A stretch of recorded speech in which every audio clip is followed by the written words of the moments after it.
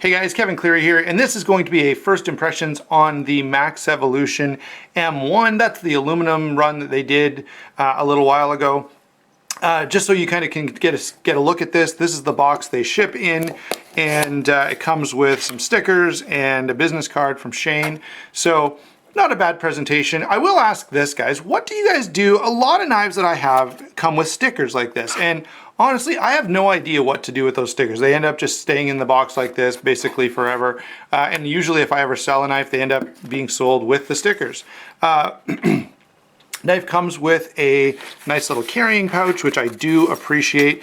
These pouches are great, even if you don't use it for the same knife. If I'm traveling, I'm going to put a bunch of knives in a pack. I'll throw them in this first for protection. I also tend to use the Knife News baggies for that as well. Anyway, so there's the knife itself. And if you recall, if you followed this on Instagram, if you follow Millit Knives, or if you were kind of aware of this procedure, you signed up for a pre-order, and then a little while later they sent you an email asking for your color choices. I went with tungsten and black, and I did have to specifically ask for a non-coated blade. I had some options around that, but it would have been an upcharge. What they call a bright stonewash, that was the same price. So that's what I went with.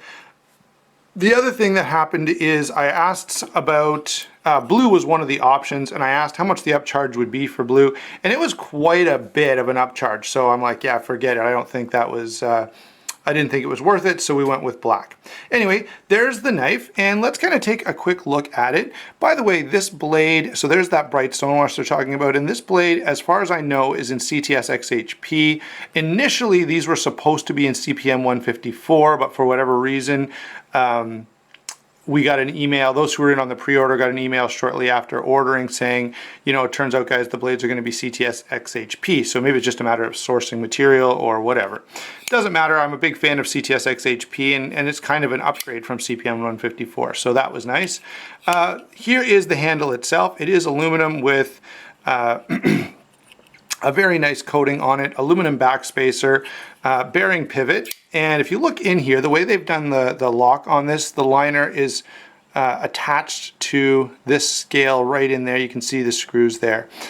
So not a bad way of putting a knife together. Now, I haven't taken this apart yet. I will by the time we get to the full review to tell you if these screws are screwed into aluminum or if they're steel sleeves in here. All right, so yeah, there's the overall look at the knife itself. Now, one thing I haven't done is weighed or measured this guy, so let's go ahead and do that now so you can get a sense for size and weight. So here's the scale. Get that thing going. All right, is it ready? And it's in ounces.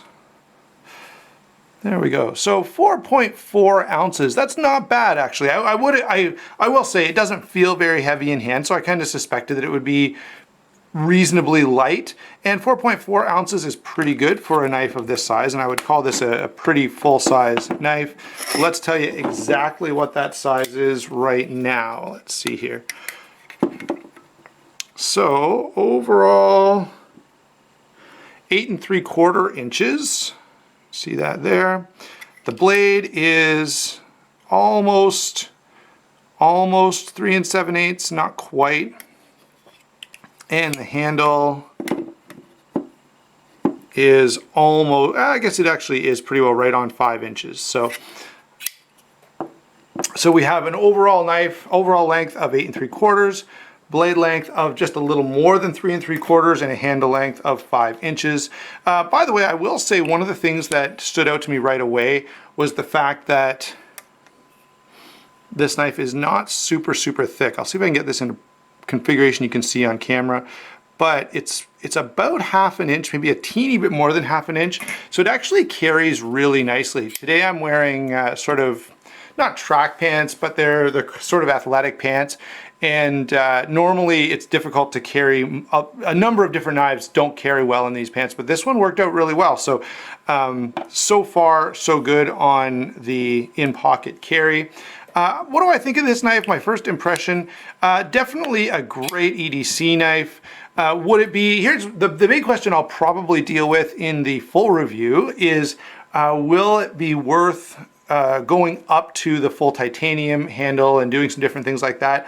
Honestly, I don't know. I may do that down the road depending on how this one plays out. I will say at this point, I'm very impressed with this blade shape. It's really, really nice and thin. You guys know I'm a fan of hollow grinds, so I will say the blade is really, really appealing to me. The ergonomics, initial impression, quite good. I don't know if this can kind of work as a spot to choke up.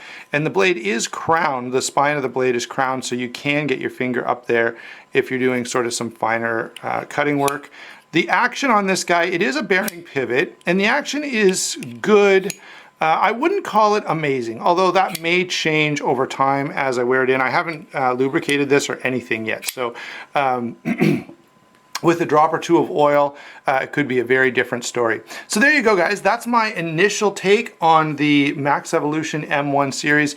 Really, really cool little series that they did. And if you are someone who got in on that, let me know. Let me know the colors that you went with.